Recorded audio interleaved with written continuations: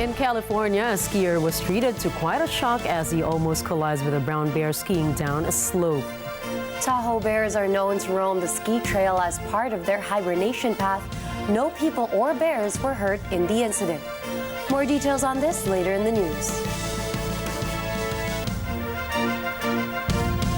Good evening, I am Gianna Llanes. I am Nina Richie-Elago Flores. This is Mata ng Agila International. Now for the headlines. President Marcos provides all concerned agencies with a 4-month window to complete El Niño preparations. Lawmakers revisit the possibility of charter change as the president seeks to boost the economy. The U.S. and U.K. condemned Hong Kong's move to put up bounties for activists living overseas.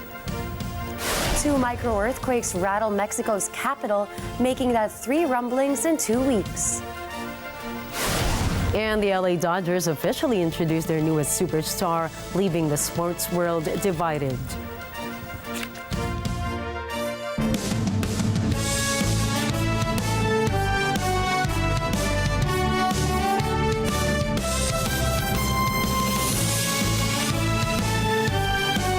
Los Angeles, Las Vegas, Nevada, España, Paris, France, United Kingdom, Washington, D.C., London, Europe, Papua New Guinea, in New York, Washington, D.C. Mata ng Agila, Mata ng Agila, Mata ng Agila International. Trusted, connected, on point. President Ferdinand Bongbong Marcos Jr. on Friday assured the public that the country has enough food buffer stock until the end of the first quarter of 2024. Marcos said during a speech at the inauguration of Maynilad Poblacion Water Treatment Plant, or WTP, in Muntinlupa City, and I quote, "We must prepare and apply some of the lessons that we have learned during the pandemic when it came to the supply of agricultural products, of food, of the efficiency of the supply chain. All of these will be affected if our water resources are inadequate." The president also rallied for public support for more intensified preparations for the looming El Niño phenomenon that is predicted to persist until the middle of 2024. Marcos earlier pushed for a restructuring of Task Force El Niño, as there is a need for a more extensive measure to mitigate the effects of El Niño. The El Niño phenomenon is characterized by the abnormal warming of sea surface temperatures in the central and eastern equatorial Pacific Ocean and below normal rainfall. According to DOST Secretary Renato Solidum Jr., at least 65 provinces in the Philippines could experience drought in 2024. President Ferdinand Marcos Jr. ordered concerned government agencies to fast-track the construction of irrigation and other facilities to cushion the effects of El Niño on agriculture and other sectors. The president underscored the need to ensure the country's preparedness for the consequences of El Niño, such as decreased rainfall and drought. We stand on the brink of completing this crucial project, a necessity heightened by the current challenge posed by the El Niño phenomenon. Your collective efforts ensure that we exceed the demands of our people in these trying times. In his 2 speeches at 2 separate events, the president said the Department of Agriculture and the National Irrigation Administration should ensure that ongoing water projects will be finished by April of next year, urging all government sectors to do everything they can to prepare for the dry season that might extend well into the second quarter of next year. Sa bagong Pilipinas na sinisikap natin na itaguyod ngayon, hiling ko ang pagkikilahok ng bawat isa upang mapatibay ang ating mga infrastruktura at mapabuti ang kalagayan ng ating mga mamamayan. He further backed this up by calling for the establishment of a dedicated team to lessen the impact of the El Niño phenomenon. The Department of the Interior and local government will spearhead the task force in close collaboration with the Office of Civil Defense, opening a 4-month window for government officials to execute projects to tackle El Niño. National Economic Development Authority, or NEDA Secretary Arsenio Balisacan, has announced that President Ferdinand Marcos Jr. has approved the temporary extension of lower tariffs on several agricultural products.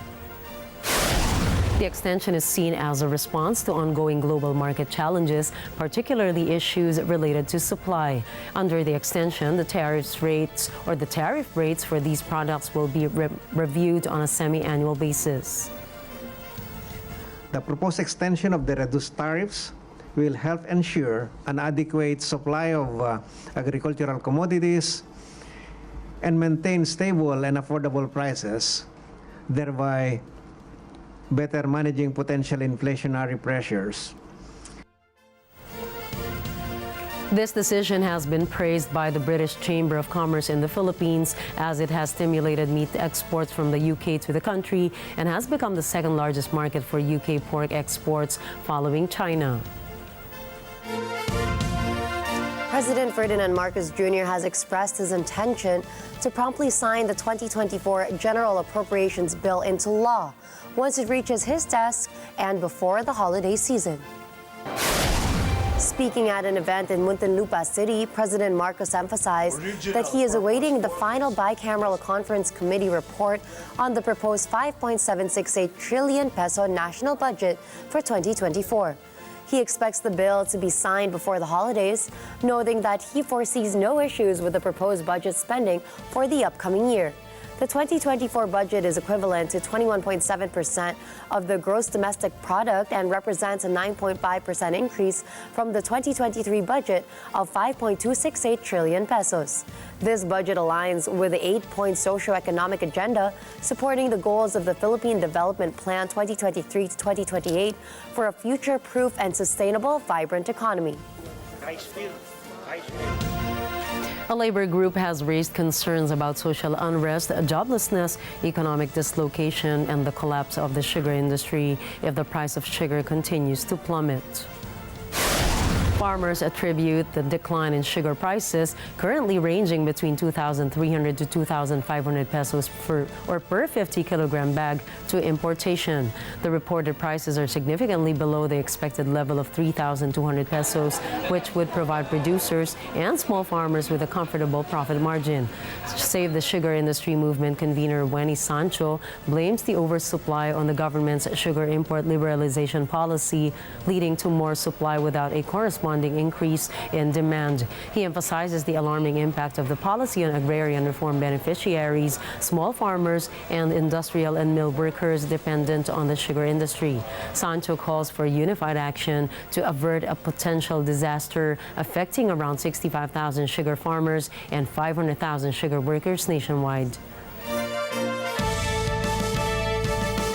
President Ferdinand Marcos Jr. has expressed interest in studying changes to the economic provisions of the Constitution to attract more investors.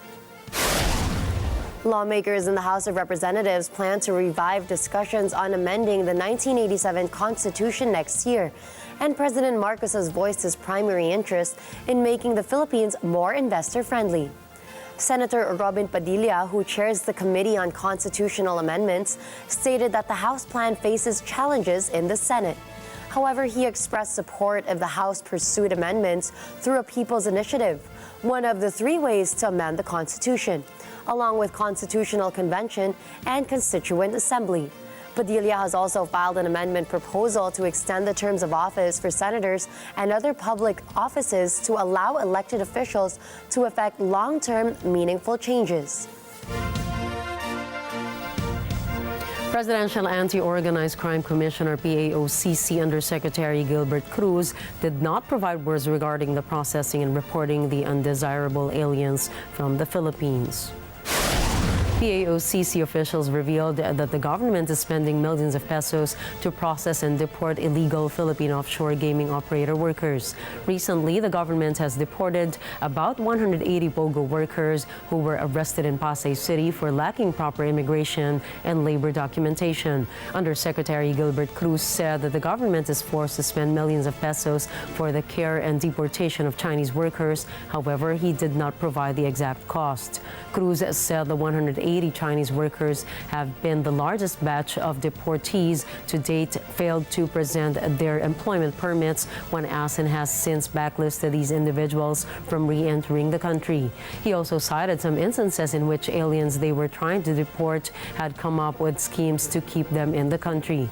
The Department of Justice warned that some overstaying immigrants were stopping their deportation by having their girlfriends file charges against them so they would have to stay to attend court proceedings. The 180 Chinese POGO workers were declared undesirable aliens after being caught working at the Smart Web Technology Hub without proper immigration documents. The raid led to the discovery of 7 Filipinas working in a massage parlor on the second floor of the hub. Up next, Hungarian Prime Minister Viktor Orban vetoes a 54 billion care package for Ukraine. Hong Kong police announces bounties for multiple individuals. And Beijing authorities are scrambling to save China's housing market. Please don't go away. We've got more stories when Mata ng Agila International returns.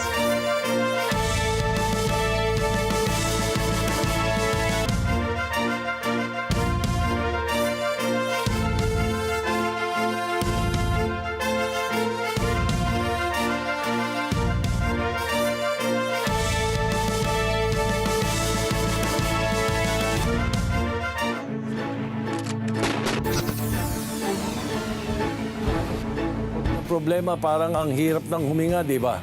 Minsan pakiramdam mo, hopeless na. Kaya dapat ihayag ang saloobin, himayin ang hinaing, alamin ang pwedeng gawin. Mag-reality check tayo.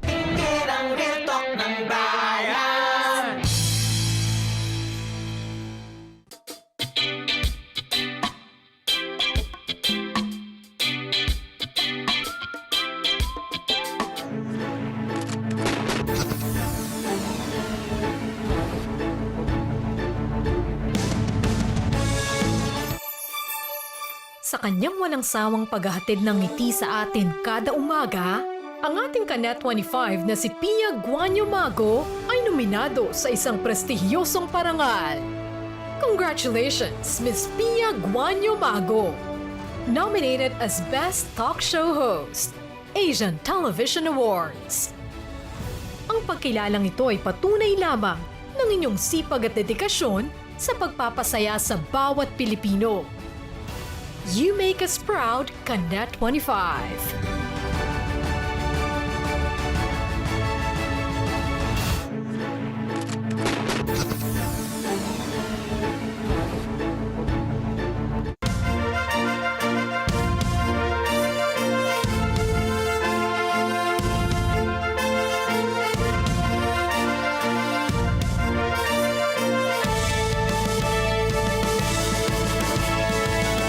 Welcome back to Mata ng Agila International. South Korea took defensive action Thursday while China and Russia conducted air drills over the Sea of Japan. The drills forced the South Korean military to scramble its fighter jets. Christian Fragata has the details. This footage from the Russian Defense Ministry shows the planes getting ready for the drills. South Korea says the planes entered its air defense zone over at noon hour. This is an area wider than a country's airspace. In response, the South Koreans deployed Air Force fighter jets to take tactical measures in preparation for contingencies. An air defense identification zone is a broader area than a country's airspace in which it tries to control aircraft for security reasons. The concept is not defined in any international treaty. South Korea says the Chinese and Russian planes did not invade its airspace. Christian Fragata for Mata ng Agila International. Trusted, connected, on point. Somalia is set to receive debt relief of $4.5 billion from international creditors as part of a debt forgiveness plan. The plan is being overseen by the International Monetary Fund and the World Bank. Rosel Feria has the details. Somalia is one of the poorest countries in the world. The East African nation is struggling to recover from decades of civil war. Drought has wiped out most of the country's livestock herds. 70% of the population lives on less than $2 a day. The debt relief will help Somalia get access to additional financial resources to strengthen its economy, reduce poverty, and promote job creation. The U.S. Treasury Department says it intends to cancel all of its remaining claims. That will bring the total amount of U.S. debt relief for Somalia to about $1 billion. The department says its aim is to support Somalia as it continues to rebuild its economy. Rosel Feria for Matanang Agila International, trusted, connected, on point. Russian President Vladimir Putin says peace is possible after demilitarization of Ukraine. Мир будет тогда, когда мы достигнем своих целей, о которых вы сказали. Теперь вернемся к этим целям. Они не меняются. Вот я напомню, о чем мы тогда говорили. О денацификации Украины, о демилитаризации, о ее нейтральном статусе. Speaking at his end-of-year press conference, Putin reiterates that negotiations about demilitarizing Ukraine were thrown away. But he says there are other possibilities, such as coming to an agreement or resolution by force. Putin also maintains that the Nord Stream gas pipelines were most likely blown up by the Americans or by someone they ordered to do so. Hungary's Prime Minister Viktor Orban has blocked a 50 billion euro EU aid package for Ukraine just hours after European leaders agreed to open talks with Kyiv on joining the bloc. The deadlock in Brussels means Hungary refused to approve funding to assist Ukraine's government over the next 4 years. While the other 26 EU leaders plan to revisit the debate early next year, Hungary's opposition delivers a setback to Ukraine and its supporters. Orban had also opposed starting EU accession talks, but allowed other leaders to proceed without him, later denouncing the agreement as completely senseless, irrational, and wrong. The disagreement over financial aid comes amid a challenging time for Ukrainian President Volodymyr Zelensky following Ukraine's counteroffensive against Russian forces that has failed to achieve significant gains. The European Union has opened accession negotiations with Ukraine and Moldova. President Volodymyr Zelensky hailed European Council President Charles Michel's announcement, saying it is a crucial job to integrate Ukraine into the European Union. Michel said including Ukraine and Moldova in the European Union is a clear signal of hope for their people and the continent. Meanwhile, Zelensky criticized Hungarian President Viktor Orban for using his veto power to block a 50 billion euro aid package for Ukraine. The special fund, which combines 33 billion euros in low-interest loans and 17 billion euros for Kyiv's economy, cannot be released without the bloc's unanimity. Zelensky also insisted that Orban has no reason to block Ukrainian membership in the EU. He has no any reasons to block Ukrainian membership in EU. And I asked him to tell me one reason. Not 3, 5, 10. Tell me one reason. I'm waiting for answer. Meanwhile, Israeli Prime Minister Benjamin Netanyahu affirmed Israel's commitment to achieving absolute victory over Hamas in an exchange with a senior U.S. official. The Hamas is a terror organization that built itself for a decade to fight Israel.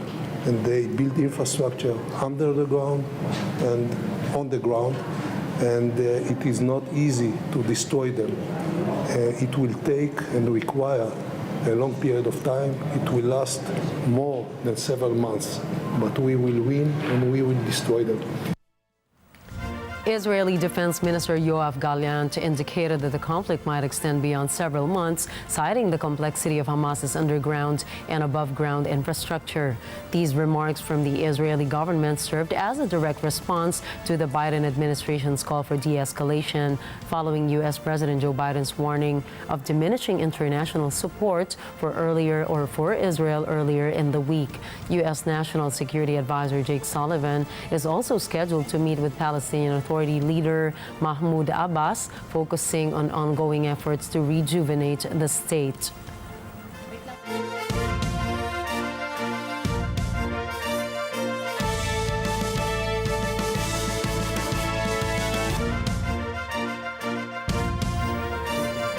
NATO Chief Jens Stoltenberg warns a Russian military victory in Ukraine poses a risk to Europe. And he says that's why it's critical that NATO allies continue to support Kyiv militarily. Julian Bukayan has more details. NATO Chief Jens Stoltenberg's comments come as support for further aid to Ukraine faltered in the United States and the European Union as a result of internal police maneuvering. He says support for Ukraine will ensure security in the West. If Putin wins in Ukraine, there is a real risk that his aggression will not end there. Our support is not charity, it is an investment in our security. Stoltenberg's warning also came at the same moment Putin and his troops are progressing along most of the front line in Ukraine. Despite receiving weapons and ammunition from its allies, Ukraine has been unable over the past few months to make significant breakthroughs against entrenched Russian positions. Julian Bukayan from Tanang Agila International, trusted, connected, on point. Hong Kong police have offered $5 million bounties for information leading to the arrest of 5 overseas-based activists as part of a crackdown on dissent under China's national security law. The move, which adds to a list of 8 overseas activists deemed fugitives by authorities, have triggered harsh criticism from foreign governments, particularly the United States and the UK. Beijing imposed the national security law on Hong Kong in 2020 after months of anti-government protests. The law punishes acts including subversion, secession, collusion with foreign forces, and terrorism with up to life in prison. The 5 are Simon Cheng, Francis Hui, Joey Xu, Johnny Falk, and Tony Choi, who are now based in various countries. They have been accused of various offenses under the security law, including incitement to secession and subversion, as well as collusion with foreign countries or external forces. Police issued wanted notices and rewards of 1 million Hong Kong dollars for each of the 5 people. Responding on social media, Xu said she was a U.S. citizen and that she was targeted for exercising freedoms in her own country. Another activist named Simon Cheng shrugged off the move on social media platform X, saying, and I quote, "If the government deems the quest for democracy and freedom a crime, we embrace the charges to reveal the genuine face of social justice, unyielding to authority." The United States expressed a strong condemnation of bounties offered by Hong Kong for captured activists abroad. Jessica Bautista reports. The U.S. says it strongly condemns bounties offered by Hong Kong for the capture of activists who fled overseas. State Department spokesperson Matthew Miller says capturing democracy advocates abroad in exchange for bounties violates human rights. So we strongly condemn the egregious actions taken by Hong Kong authorities in announcing national security law changes and a new bounty list targeting democracy advocates overseas. That shows blatant disregard for international norms, for democracy and human rights. Miller says Hong Kong has no official power to make legal decisions and judgments within the U.S. We deplore any attempt to apply the Beijing-imposed national security law extraterritorially and reiterate that Hong Kong authorities have no jurisdiction within United States borders, where the advocates for democracy and freedom will continue to enjoy their constitutionally guaranteed freedoms and rights. Hong Kong police today accused 5 activists based abroad of breaching a national security law imposed by Beijing.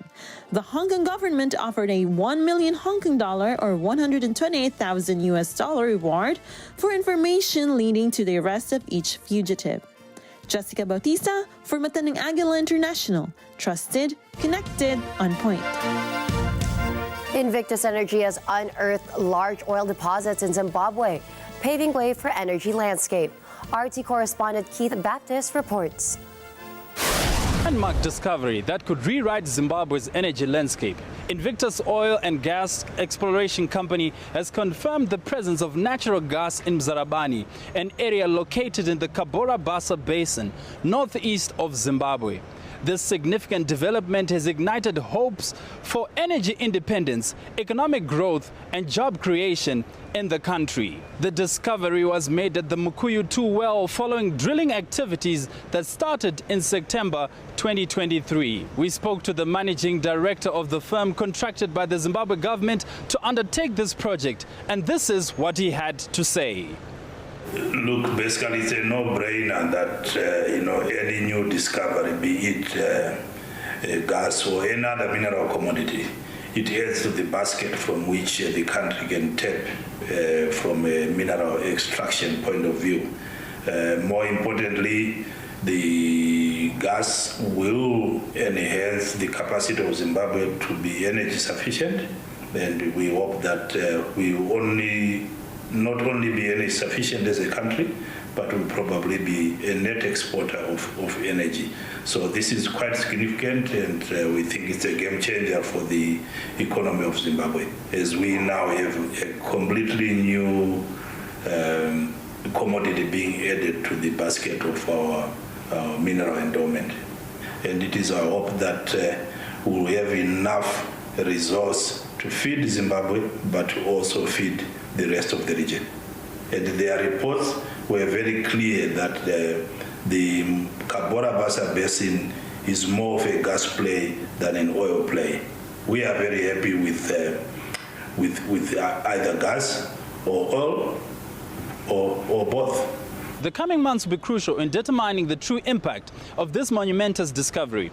With careful planning and execution, Zimbabwe has the opportunity to harness this newfound gas wealth to achieve energy security, economic prosperity, and a brighter future for its citizens.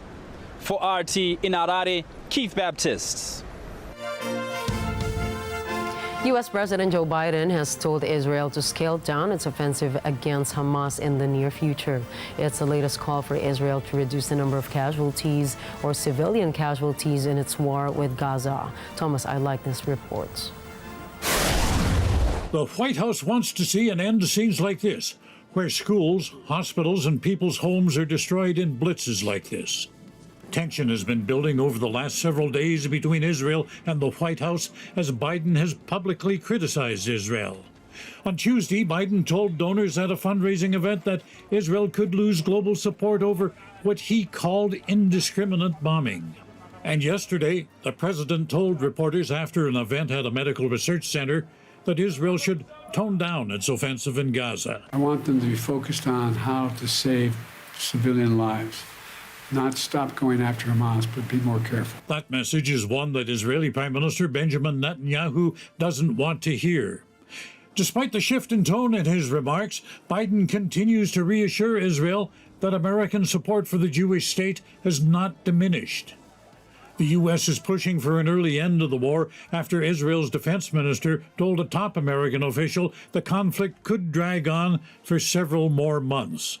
But National Security Council spokesman John Kirby says an early end to the fighting doesn't appear to be in the cards right now. We're not dictating terms to the Israelis about how long it has to take.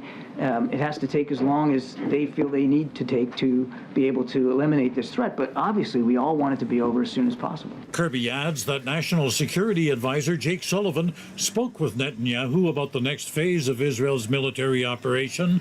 He says the two talked about moving to low-intensity operations in Gaza, but nothing concrete has been decided. For his part, Netanyahu doesn't have the appetite right now to scale things down, which means scenes like this in Gaza will continue for the foreseeable future. Thomas Eyelikeness for Matanang Agila International. Trusted, connected, on point. Venezuela's President Nicolas Maduro and Guyanese leader Irfan Ali vowed not to use force or escalate tensions over territorial dispute in Essequibo. The two leaders shook hands as they held direct talks in Kingston, St. Vincent, and the Grenadines. In a joint statement read by Prime Minister Ralph Gonsalves, Maduro and Ali agreed that any controversies between Venezuela and Guyana will be resolved under international law. Agreed that both states will refrain, whether by words or deeds, from escalating any conflict or disagreement arising from any controversy between them.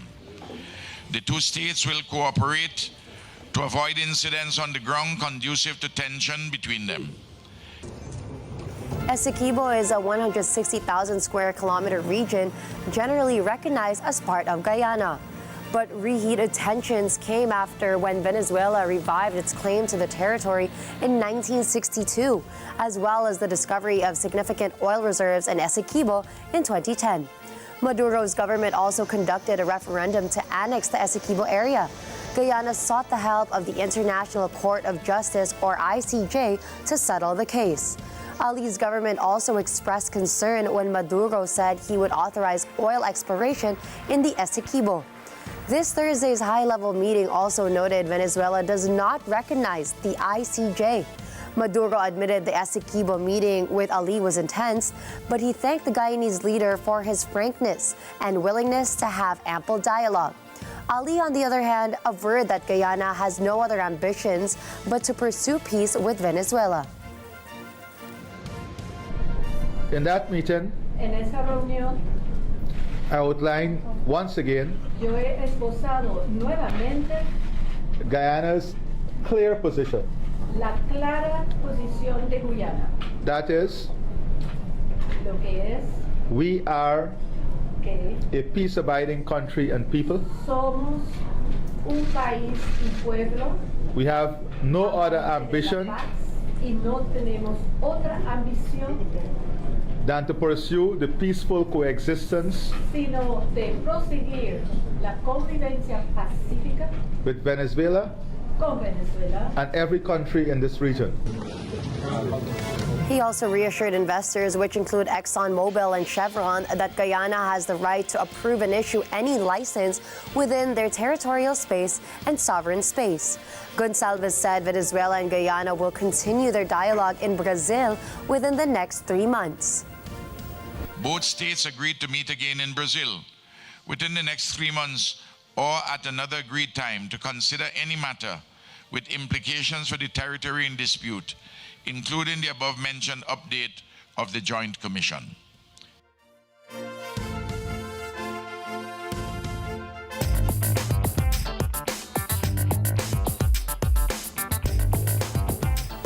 China's new home prices fell for a 6th month, and values in the secondary market plunged the most in 9 years, underscoring why the authorities are stepping up efforts to address the property slump. Prices for new homes in 70 cities, excluding state-subsidized housing, fell to 0.37% of their original value from October this year, while prices for existing homes tumbled to about 80% of their value, the most since 2014. China's prolonged housing downturn has weakened the economy and hurt developers, which are struggling to repay debts and complete projects. In the latest move to revive demand, the authorities relaxed home buying curbs in Beijing and Shanghai, two of the country's biggest housing markets. Since late August, China has rolled out fresh measures to support the property sector, adding to a slew of moves over the past year, mostly aimed at stoking demand for homes. Officials in Beijing and Shanghai cut down payment requirements for first and second home buyers. The cities also changed the definition of so-called non-luxury homes, effectively allowing more residences to qualify for lower mortgage thresholds. Up next, multiple earthquakes rattle Mexico City. A 4-month-old boy makes an acrobatic escape. And the World Health Organization makes a call to prioritize building resilient health systems.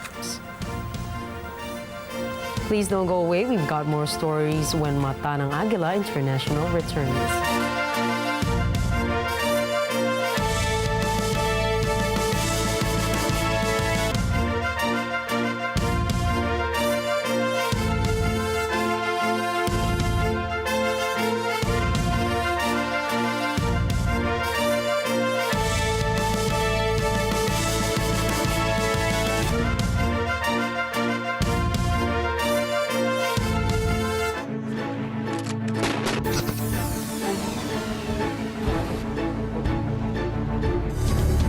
do you combine first-class comfort, luxury, and eco-friendliness?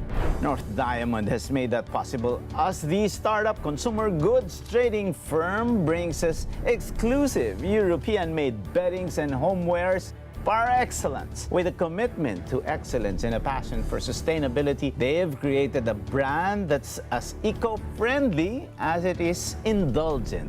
We are using 100% natural materials. This one is from 100% cotton. For the future, it's very important to be eco-friendly and sustainable. Open for business with Cesar Vallejos, Sunday, 9 p.m. Let's get together. Sunday 25. Sunday 25. Ngayong linggo sa Cine Throwback. Kung may nahanap kami, ano pakina mo? Alam mo kasama, hindi ko gustong tabas ng dila mo. O ano ngayon? Ikaw na ang bahala sa dalawang yan. Ako talaga ang bahala. Tiyakin mo.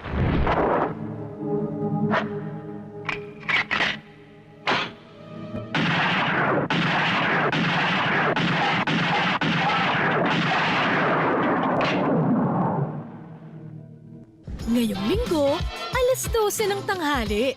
Dito lang sa Net 25. Let's get together. Sunday 25.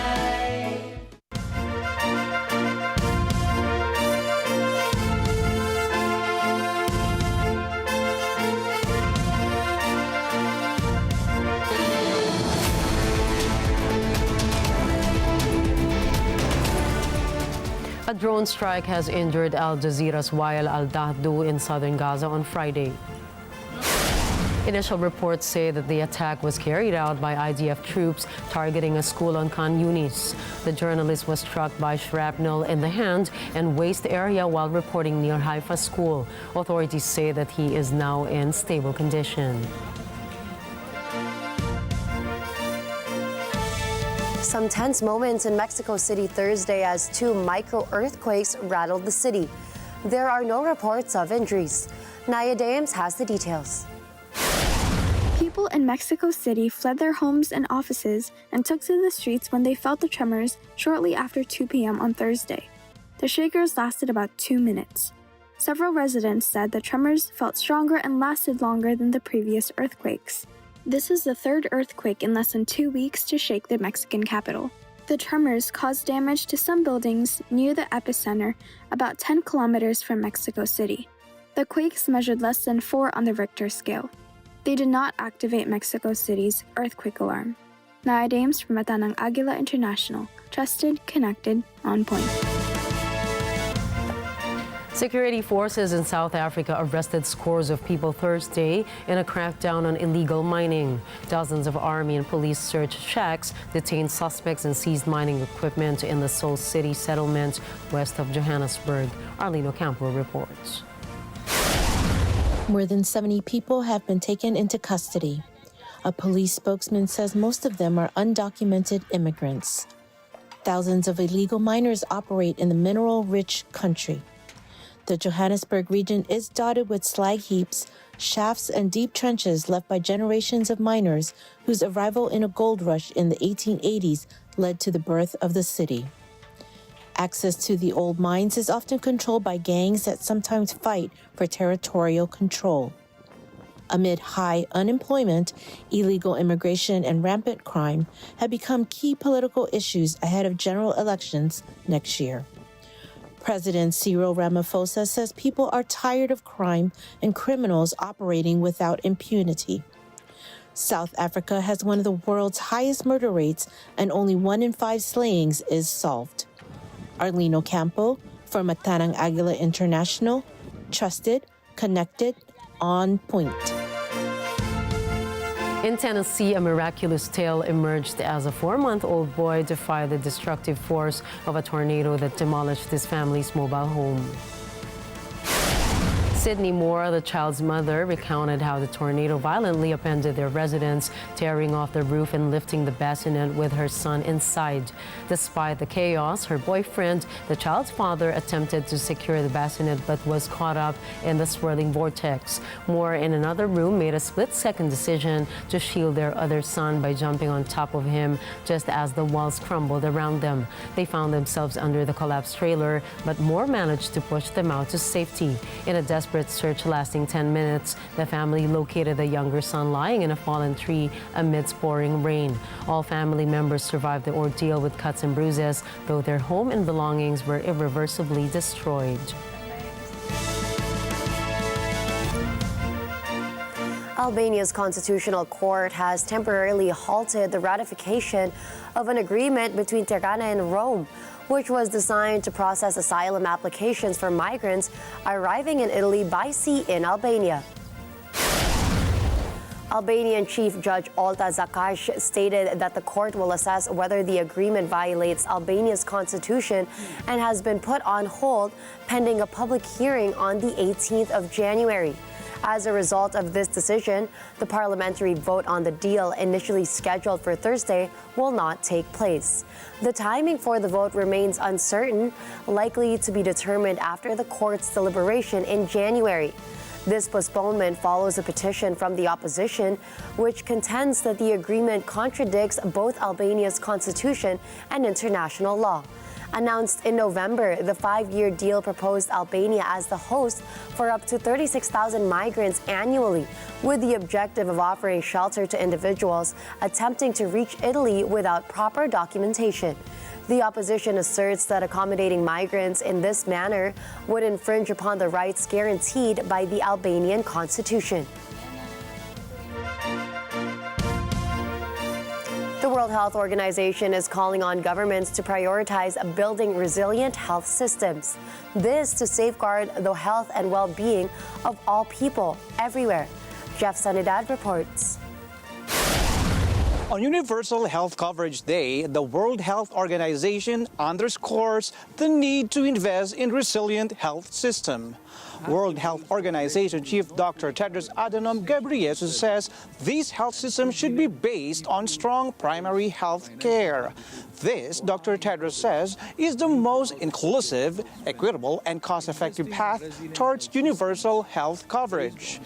The agency says health systems that can respond to shocks and withstand pressures are crucial to effectively reduce the world's disease burden. These can also help avert the millions of additional deaths each year expected as a result of the climate crisis, avoidable environmental risk, and complex health emergencies. World Health Organization says reorienting health systems towards primary health care will accelerate progress towards health care for all. This approach is expected to help deliver 90% of essential health services and save 60 million lives by 2030. In Washington, D.C., Jeff Sanidad for Matanang Agila International. Trusted, connected, on point.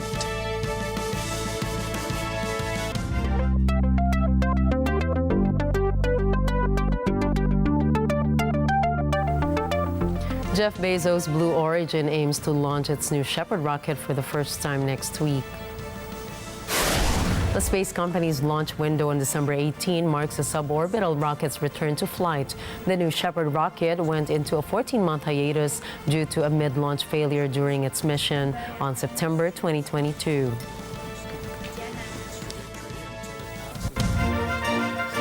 Up next, Mr. Beast is in a legal battle over a famous trademark. The LA Dodgers welcome their newest signing.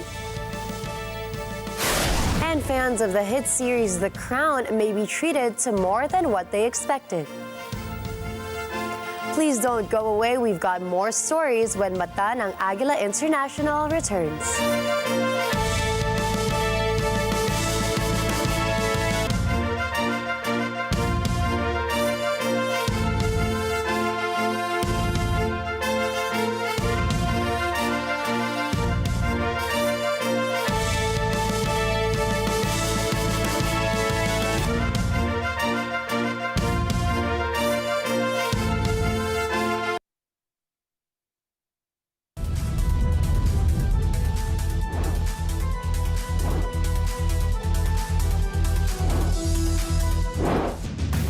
Expose, mga dating tauhan ng napukor na higit 20 taon nang hindi nababayaran ng danyos nagparesponde. Dapat maintindihan nila na halos lahat na kaming mga claimants ay senior citizens. Exclusive!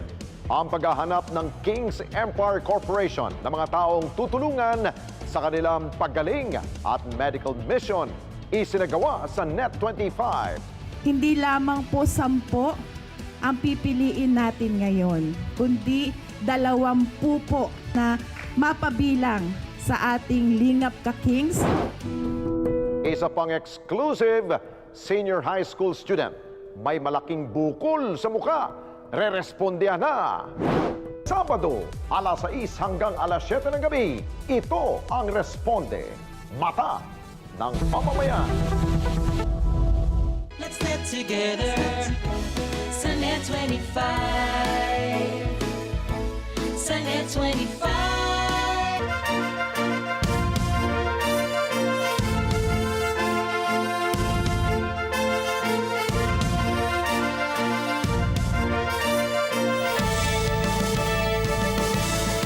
Peanut company D's Nuts is taking legal action against Mr. Beast's candy brand Feastables, claiming that the use of the name D's Nuts for one of its chocolate flavors constitutes trademark infringement.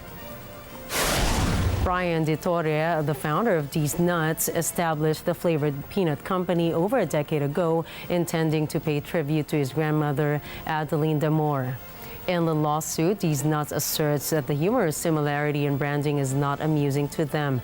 They further expressed discontent with Feastables' use of the name, alleging that it has led to confusion and inflicted irreparable harm to their brand. D's Nuts is now demanding a jury trial and is seeking both preliminary and permanent injunctions to prevent Feastables from using the contested name D's Nuts. Skiers at luxurious California resort Heavenly were treated to a very authentic run down the slopes when a young bear darted through several lanes of speeding humans. The bear can be seen almost tentatively looking both right and left before making a break for it across Heavenly's Ridge Run. As it tears against traffic across the mountain, most of the skiers seem blissfully unaware of its presence.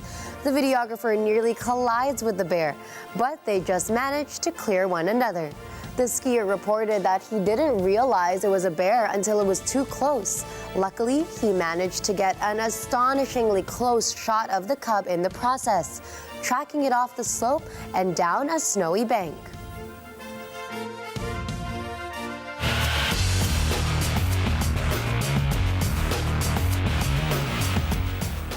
After signing Japanese superstar Shoh Otani to a 10-year, $700 million contract, the LA Dodgers officially introduced their newest superstar at a press conference held at Dodger Stadium, where Showtime put on the Dodgers uniform for the first time. The two-way superstar spent the past 6 years with the crosstown rival Angels, wearing a uniform with red as their primary color. Now he moves to the Dodgers organization and its iconic Dodger blue uniforms. As fans got their first look at Otani in his new uniform, many around the baseball world were either excited, devastated, or unprepared to see him in a new jersey. Fans will have plenty of time to get used to Otani wearing Dodger blue, as the two-way star will start his 10-year contract once the season begins next spring. But one thing's for sure, he is bound to be anything but boring.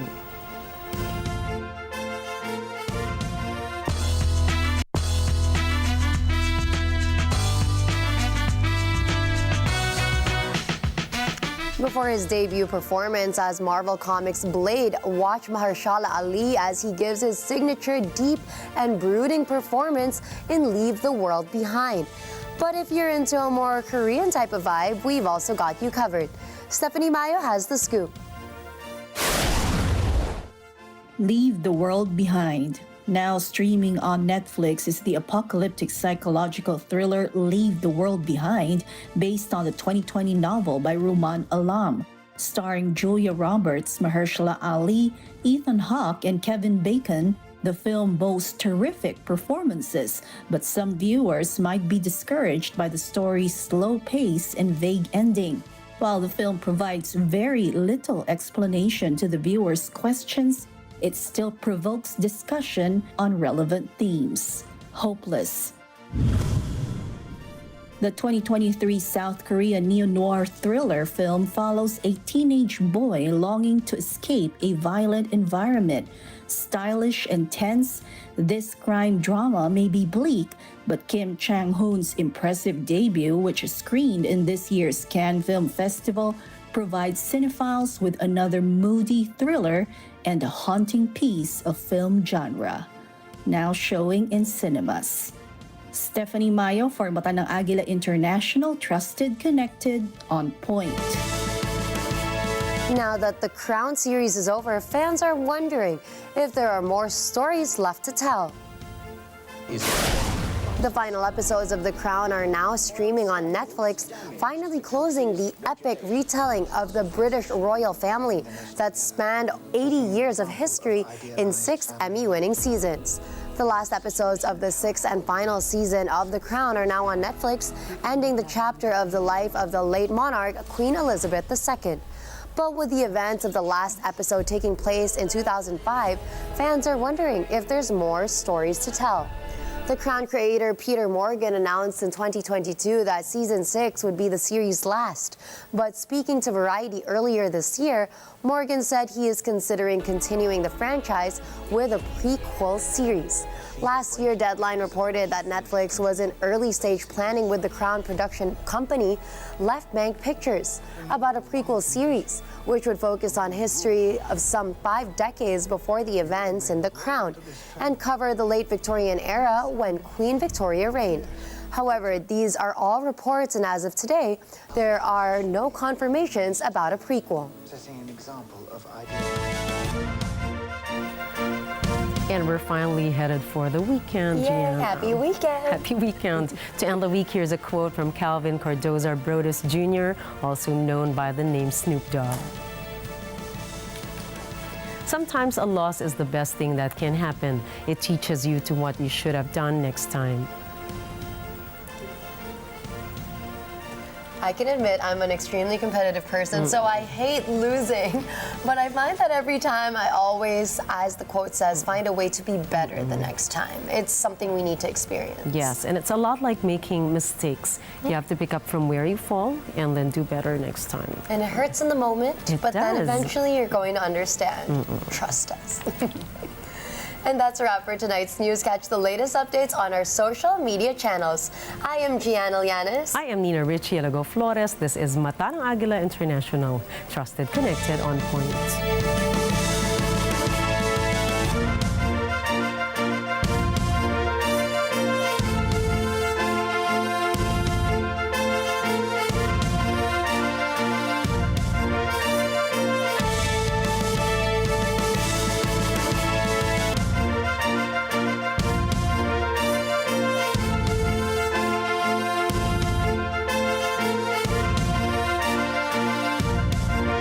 Thank you for choosing Mata ng Agila International, your trusted news source, connecting you to the world and on point with stories from around the globe.